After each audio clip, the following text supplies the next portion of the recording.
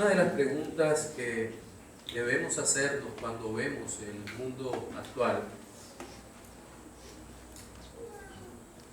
es cuáles son los máximos anhelos de nuestra sociedad.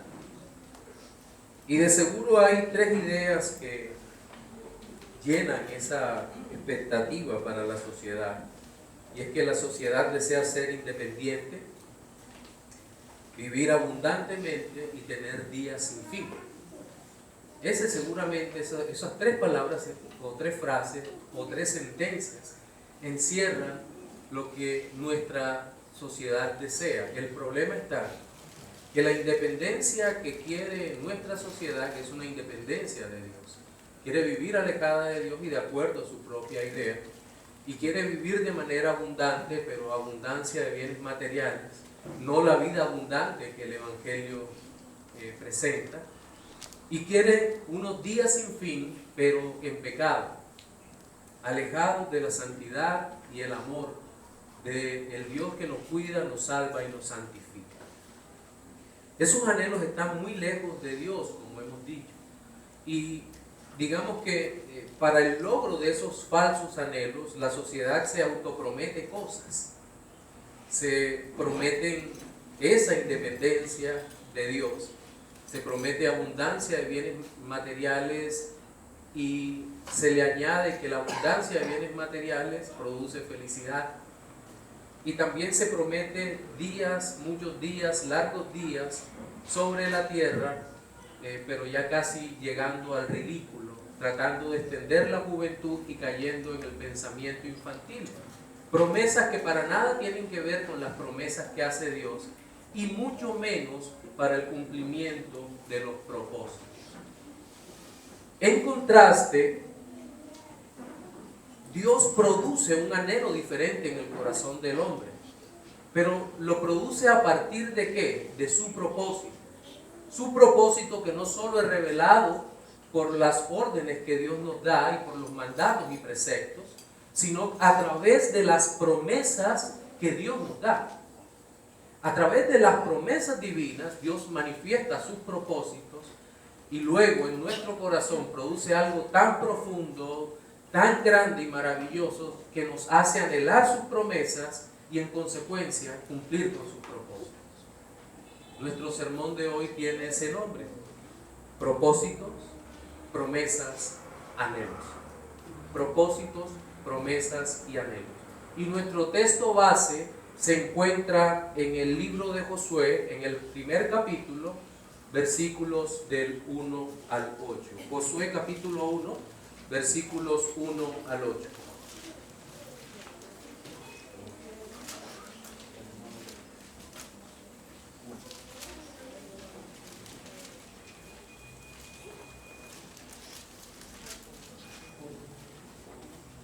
Josué 1, del 1 al 8 dice: Aconteció después de la muerte de Moisés, siervo de Jehová, que Jehová habló a Josué, hijo de Nun, servidor de Moisés, diciendo: Mi siervo Moisés ha muerto. Ahora pues, levántate y pasa este Jordán tú y todo este pueblo a la tierra que yo les doy a los hijos de Israel.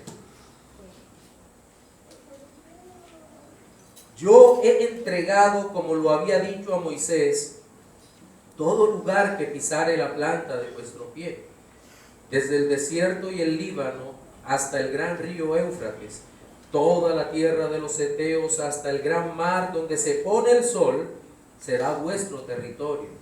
Nadie te podrá hacer frente en todos los días de tu vida. Como estuve con Moisés, estaré contigo, no te dejaré ni te desampararé. Esfuérzate y sé valiente, porque tú repartirás a este pueblo por heredad la tierra de la cual juré a sus padres que la daría a ellos. Solamente esfuérzate y sé muy valiente para cuidar de hacer conforme a toda la ley que mi siervo Moisés te mandó. No te apartes de ella ni a tu diestra ni a tu siniestra, para que seas prosperado en todas las cosas que emprendas. nunca se apartará de tu boca este libro de la ley, sino que de día y de noche meditarás en él, para que guardes y hagas conforme a todo lo que en él está escrito, porque entonces harás prosperar tu camino y todo te saldrá bien. En el texto que acabamos de leer, el propósito de Dios es mostrado como un propósito eterno, como un propósito inmutable y que se cumple a pesar del hombre. Pero unido a ese propósito se ven las promesas de Dios como reveladas en virtud del propósito de Dios, no en virtud de lo que el hombre desea. Para finalmente los anhelos del hombre son mostrados como el profundo deseo de un corazón regenerado por hacer la voluntad de Dios, lo cual choca con lo que la sociedad cree. En nuestro sermón dominical de hoy vamos a observar cada uno de esos tres aspectos e iniciaremos hablando de los propósitos de Dios, o del propósito de Dios, que es uno solo. Para eso tendremos que leer nuevamente los versículos 1, 2 y 4 del texto que acabamos de leer. Aconteció después de la muerte de Moisés, siervo de Jehová, que Jehová habló a Josué, hijo de Nun, servidor de Moisés, diciendo: mi siervo Moisés ha muerto ahora, pues levántate y pasa este Jordán, tú y todo este pueblo, a la tierra que yo les doy a los hijos de Israel. Desde el desierto y el Líbano hasta el gran río Éufrates, toda la tierra de los heteos hasta el gran mar, donde se pone el sol, será vuestro territorio. Varias reflexiones sobre este primer punto. Cuando hablamos de los propósitos de Dios, nos referimos a la manifestación de la voluntad de Dios para el hombre, la vida del hombre. Pero en todo ese propósito, Dios se revela. Dios manifiesta su carácter, manifiesta su intención de mostrarle al hombre lo que va a hacer. Él no consulta con el hombre. Él revela su propósito y dice: esto es lo que voy a hacer. Es decir, la revelación del propósito de Dios o de su voluntad es una acción soberana de Dios.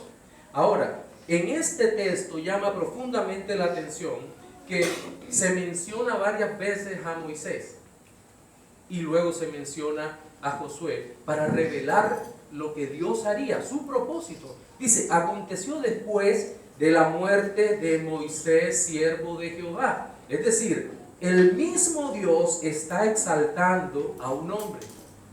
Dice: aconteció después de la muerte de Moisés. Pero ¿quién fue Moisés? Creo que necesitamos hacer un poquito de historia para contextualizar lo que quiero enseñar esta mañana. Moisés nace en el seno de una humilde familia hebrea, justo en el momento cuando el faraón ha mandado matar a todos los niños hebreos que pudieran de alguna manera amenazar la estabilidad de su trono. Era un pensamiento totalmente perverso, posmoderno. Y entonces, en todo esto,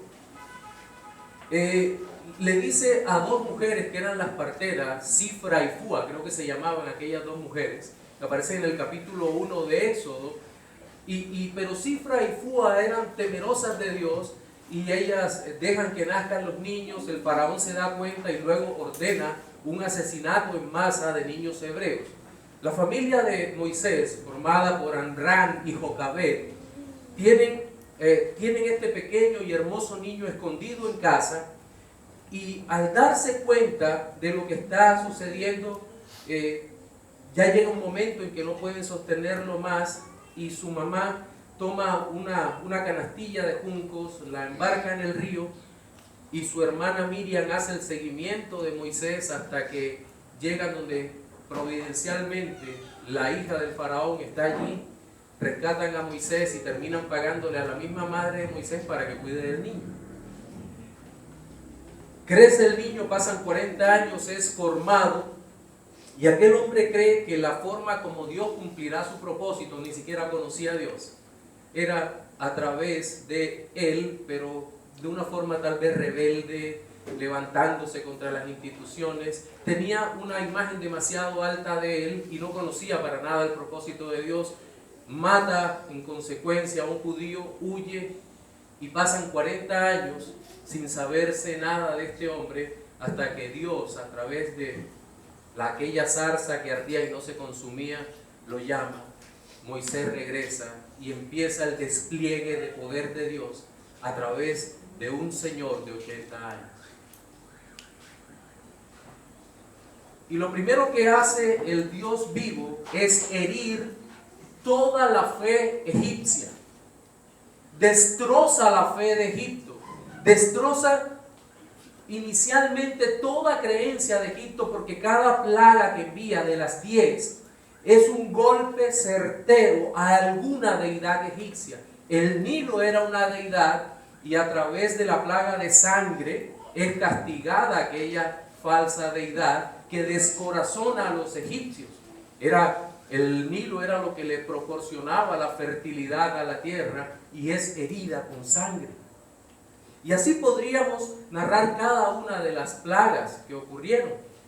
Pero al final de estas plagas es herido el dios egipcio que estaba en las alturas, el dios Sol, con tinieblas tan densas, dice la Escritura, que se podían palpar.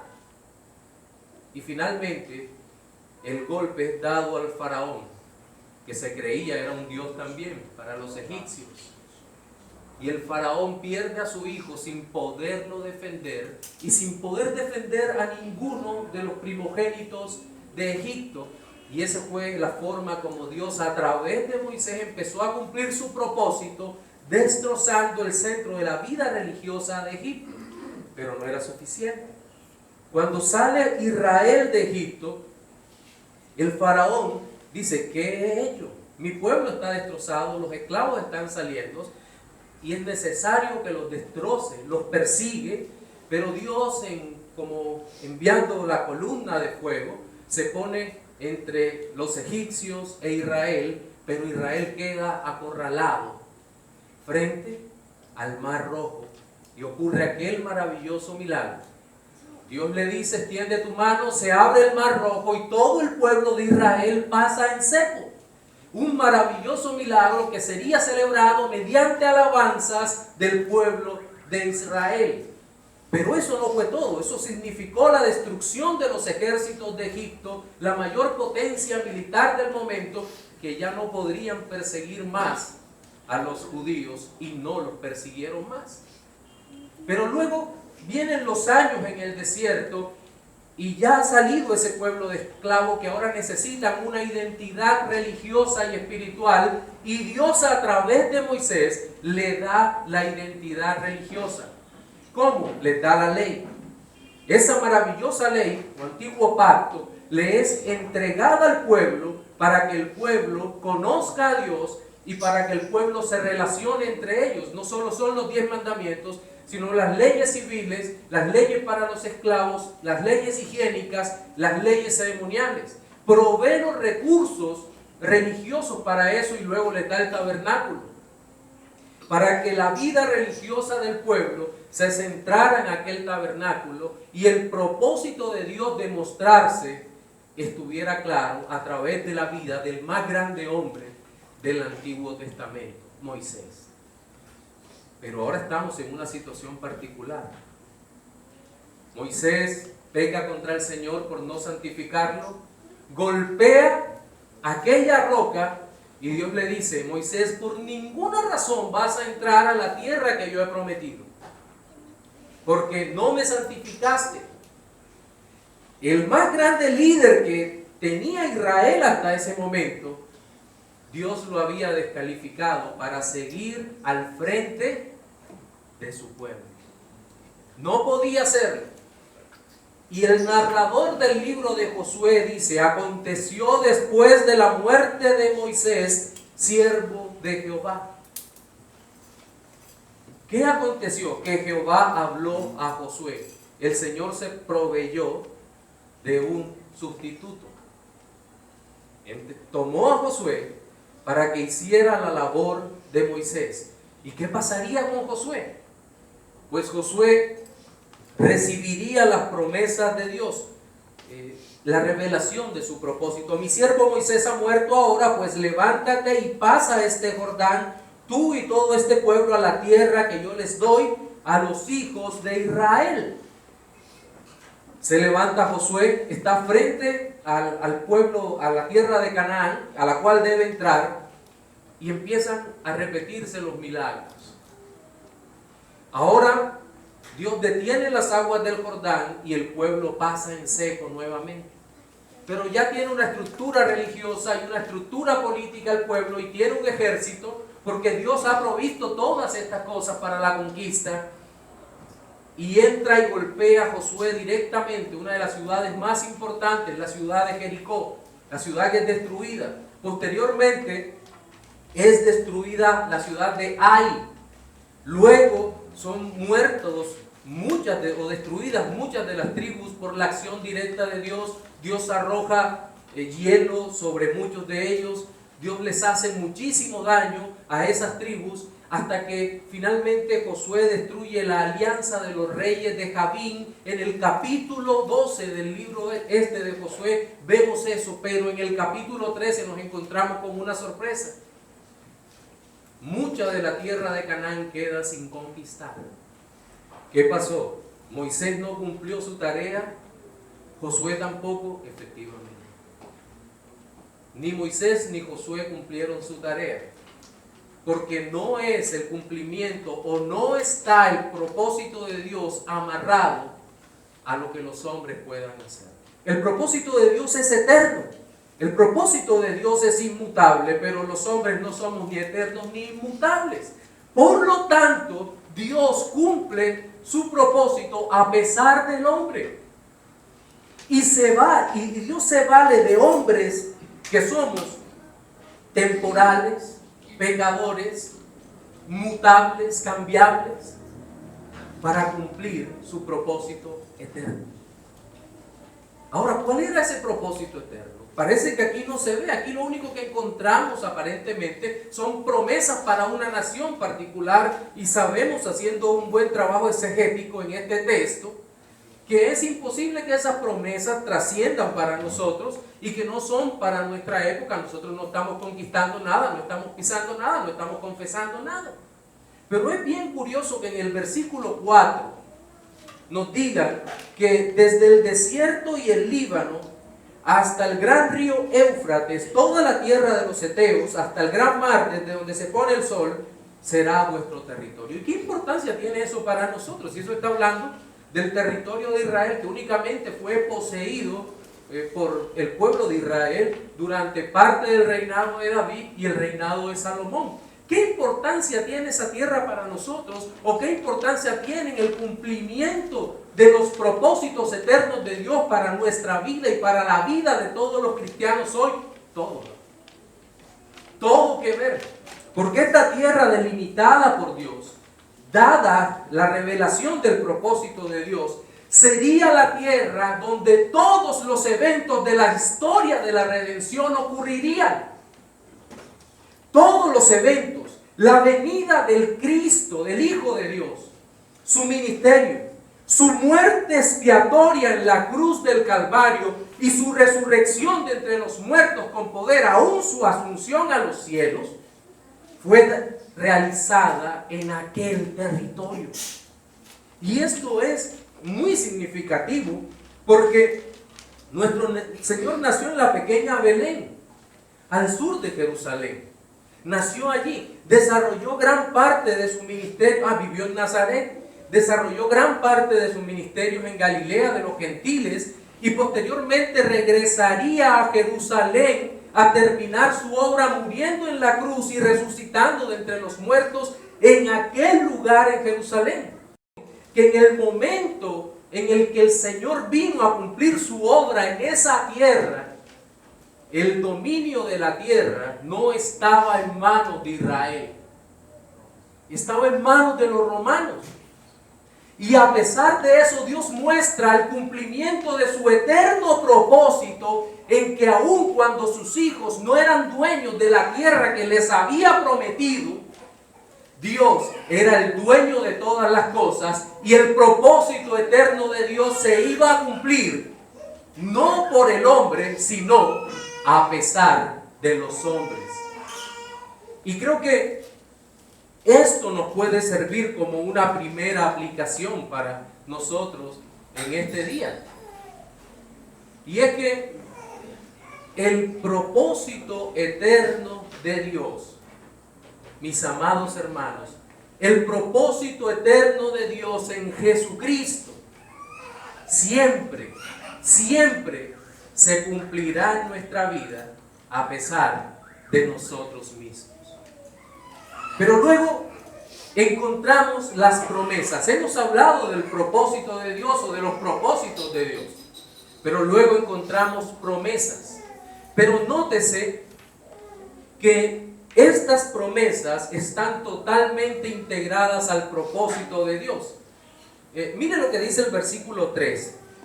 Yo os he entregado, como lo había dicho a Moisés, todo lugar que pisare la planta de vuestro pie. Versículo 5.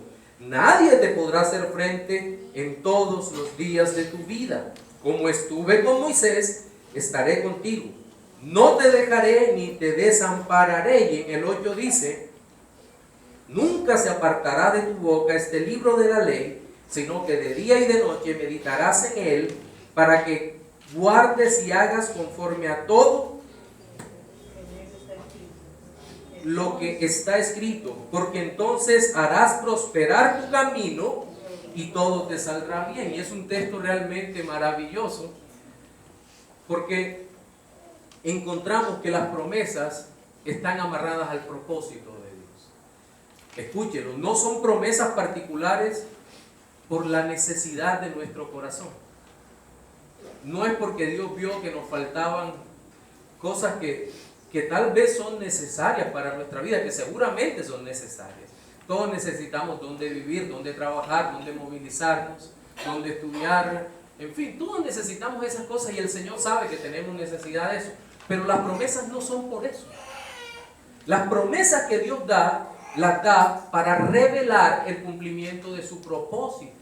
En la primera de las promesas, versículo 3, dice, yo os he entregado, como lo había dicho a Moisés, todo lugar que pisare la planta de vuestros pies. Ya habíamos visto que era necesario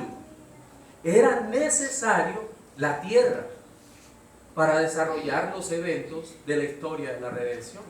Es decir, Dios prometió un lugar y el hombre es beneficiario de la gloria de Dios. Sí, toda la gloria es de Dios. Amén, toda la gloria es de Dios. Dios no comparte su gloria con nadie. Pero el hombre redimido se beneficia de esa gloria. Dios iba a desarrollar el ministerio cuando se encarnó en esa tierra y los habitantes de aquella tierra disfrutaron de eso. El pueblo asentado en tinieblas vio gran luz, dice el Evangelio según San Mateo. Vio gran luz. Dios estaba dando promesas para el cumplimiento de sus propósitos. No se trata de Dios, dame esto que yo te devuelvo. No, se tiene que cumplir un propósito. Pero Dios estaba prometiendo un lugar, versículo 5, pero Dios también está haciendo una doble promesa en este versículo 5. Nadie te podrá hacer frente en todos los días de tu vida. Como estuve con Moisés, estaré contigo. No te dejaré ni te desampararé. Y es maravillosa la doble promesa que está aquí, porque inicialmente es para Josué. Y mire el contexto en que la da. Está frente a la tierra de Canaán, tiene que conquistar, y dice, nadie te podrá hacer frente, pero hay una promesa implícita. Y es que las promesas de Dios, para el cumplimiento del propósito de Dios, siempre encontrarán oposición. Únicamente lo leemos en clave de victoria. Nadie te podrá hacer frente todos los días de tu vida. No. Hay una promesa allí para Josué. Era así, nadie te podrá hacer frente, pero no vas a entrar como si nada en aquel territorio, sino que vas a encontrar toda la oposición posible para que se cumpla el propósito de Dios, porque este mundo es hostil a Dios. Y esa misma promesa, pero en el Evangelio, la encontramos ya no de forma particular como era para Josué e Israel que iba a conquistar, sino para nuestra vida, cuando el Señor nos dice que en el mundo tendremos aflicción. Pero luego dice, mas no temáis, porque yo he vencido al mundo. Y es aquí donde nosotros encontramos esa maravillosa promesa, que a pesar de que todo el mundo se levanta contra el pueblo de Dios, tenemos asegurada la victoria espiritual en Cristo. El mundo no nos podrá destruir.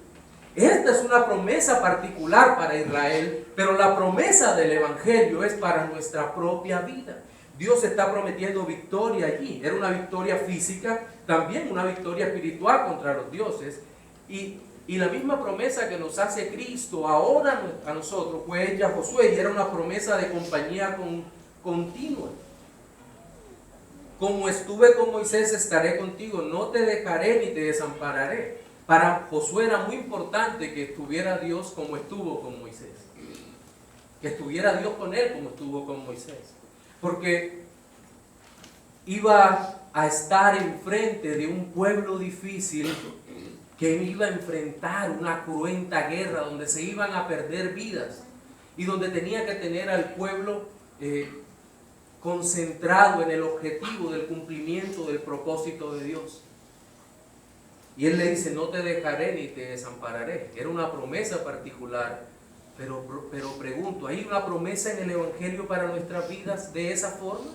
Sí, yo estaré con vosotros todos los días hasta el fin del mundo. Tenemos una mejor promesa porque estamos en un pacto que tiene mejores promesas. Pero finalmente en el versículo 8 dice, nunca se apartará de tu boca este libro de la ley, sino que de día y de noche meditarás en él, para que guardes y hagas conforme a todo lo que en él está escrito, porque entonces harás prosperar tu camino y todo te saldrá bien. Pero cuidado, esto es una promesa condicionada ¿a qué? Al propósito de Dios. Harás prosperar tu camino, no es cualquier camino. Es el camino que el hombre piadoso, que el hombre de Dios ha decidido tomar por la obra del Espíritu Santo en su corazón. Dios ha obrado previamente en el corazón. Hay una promesa para los piadosos. Dios ha prometido en el versículo 3 un lugar, ha prometido victoria y aflicción, o aflicción y victoria, y ha prometido compañía continua en el versículo 5, pero ahora está prometiendo un final feliz. Y seguramente este final feliz no era simplemente la toma de una ciudad, de un territorio en particular, sino que el final feliz tenemos que pensar en términos de evangelio, en términos trascendentes, y que esto valga como segunda aplicación. El final feliz que anhelamos todos los creyentes es estar en presencia de Cristo. En presencia estar de Cristo. Yo creo que vamos a cantar ese himno al final. En presencia estar de Cristo. Es el máximo anhelo cuando hemos entendido las promesas de Dios y empezamos a anhelarlas. Y ese es nuestro último punto, los anhelos que Dios ha puesto en nuestros corazones. Y tenemos que entender que no son cualquier anhelo. No son los anhelos de nuestro corazón caído, que tenemos que enlazarnos con lo que dije en la introducción, el anhelo de independencia, el anhelo de abundancia y el anhelo de días sin fin, pero alejados de Dios. No. Los anhelos que tenemos nosotros son anhelos dados por Dios, en donde el principal de esos anhelos es hacer la voluntad de Dios, cumplir el propósito de Dios, y solo de esa manera veremos las promesas de Dios cumplidas en nuestra vida. Miren lo que dice el versículo 6 y el versículo 7. Bueno, empecemos en el 6. Dice, fuérzate y sé valiente, porque tú repartirás a este pueblo por heredad la tierra de la cual juré a sus padres que la daría a ellos. Me podrán decir, pastor, pero eso es un mandato. Sí, es un mandato. Esfuérzate y sé valiente. Pero solo un corazón que anhele profundamente el cumplimiento del propósito de Dios puede recibir este mandato y ponerlo por obra. ¿Cuál mandato? ¿Cuál anhelo? El deseo de esforzarse y ser valiente para la gloria de Dios. Tener el coraje, tener el valor, tener el deseo de glorificar a Dios, aún a pesar de todas las circunstancias adversas que podría tener o que se podrían tener en nuestras vidas. Ya en el versículo 7 dice: solamente esfuérzate y sé muy valiente para cuidar de hacer conforme a toda la ley que mi siervo Moisés te mandó. No te apartes de ella ni a diestra ni a siniestra, para que seas prosperado en todas las cosas que emprendas. El anhelo del corazón del creyente debe estar a tono con el propósito y la voluntad de Dios. Mírenlo. En la Biblia no hay manifestaciones de anhelos egoístas y particulares de los hombres piadosos, sino que los corazones de los hombres piadosos han estado a tono con el propósito de Dios siempre. Es el anhelo del corazón. ¿Acaso no dice el Salmo: oh, ven y deleítate en el Señor, y Él concederá las peticiones de tu corazón? Dios solamente, como dice el pastor Charles Stanley, concede las peticiones santificadas. Es la única manera en que nuestras peticiones puedan ser aceptas delante de Dios. Por eso una petición egoísta jamás, escúchelo bien, jamás será escuchada por Dios. Y cuando Dios la escucha es para juicio. Dios jamás le concederá una petición que esté por fuera de la ley. No. Solamente prosperará tu camino si guardas la ley. Si el anhelo de tu corazón es un anhelo correcto. Solamente. Ahora, ¿qué pasa cuando pedimos riqueza y toda la Escritura ha dicho: no procures enriquecerte? Desiste.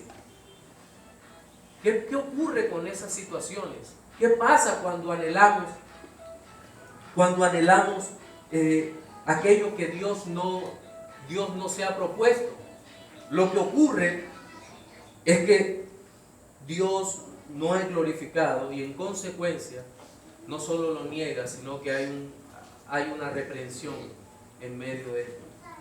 Ahora, ¿cuál es el máximo anhelo del creyente? ¿O qué es lo que más anhela el creyente? Cristo. Cristo es el anhelo de nuestro corazón. ¿A quién tengo yo en los cielos sino a ti, y fuera de ti nada deseo? Solo Cristo es el máximo anhelo de nuestro corazón, de nuestra vida. Ahora bien, pongamos en perspectiva toda esta parte del sermón, haciendo inicialmente un llamado a aquellos hermanos. Quiero recapitular. Hoy hablamos de los propósitos, las promesas y los anhelos, ¿verdad? Un llamado para los no creyentes. Amigo, no sé cuáles sean los anhelos de tu corazón. Tal vez sean los anhelos del mundo. Independencia, quieres vivir solo, apartado de Dios, de acuerdo a tu propia imaginación y deseos. Pero Dios no te ha mandado a vivir de esa manera. Tal vez quieres vivir lleno de bienes materiales creyendo que dan la felicidad. Pero la felicidad solamente puede ser dada por Cristo, pues Él es la felicidad, el gozo de nuestra alma. Y seguramente también quieres tener largos días, pero los largos días sin Dios son el infierno. Vuélvete a Cristo, sujétate a Él, entrega tu alma, ven a los pies de Cristo. Y solamente así vas a conocer el gozo supremo que significa vivir para Él y tener propósito en tu vida. Para los creyentes, amados hermanos, nosotros tenemos anhelos en nuestro corazón. Son anhelos genuinos, pero son anhelos nuevos que Dios nos ha dado, basados en las promesas que Dios ha hecho de cumplir con su propósito. Cumplamos ese propósito. Oremos pidiéndole a Dios que cambie los anhelos de nuestro corazón y de esa manera le glorificaremos a Él cada día hasta que Cristo regrese. Amén. Amén. Señor, te damos las gracias porque tú eres bueno. Señor, para siempre es tu misericordia. Te damos las gracias por tu palabra, Señor. Señor, es tu palabra. Y creemos, Dios de los cielos, que todo aquello que tú has querido transmitirnos, revelarnos de tu propósito, de tu voluntad, nos los has dado en ella, Dios. Te pedimos perdón por no ser lo suficientemente claros con la predicación, Señor. Somos limitados por el pecado. Te pido perdón por eso, Señor, por mi vida. Y que a pesar de mí, Señor, te pido que tu palabra quede incrustada, haya llenado el corazón de mis hermanos. Tu palabra, porque tu propósito se cumple a pesar de nosotros. Tu propósito eterno, tu propósito inmutable, tu propósito de mostrar a Cristo. Señor, gracias, gracias. A ti la gloria, la honra, la alabanza, el poder y el imperio por los siglos de los siglos. Amén. Un minuto para meditar en esta palabra.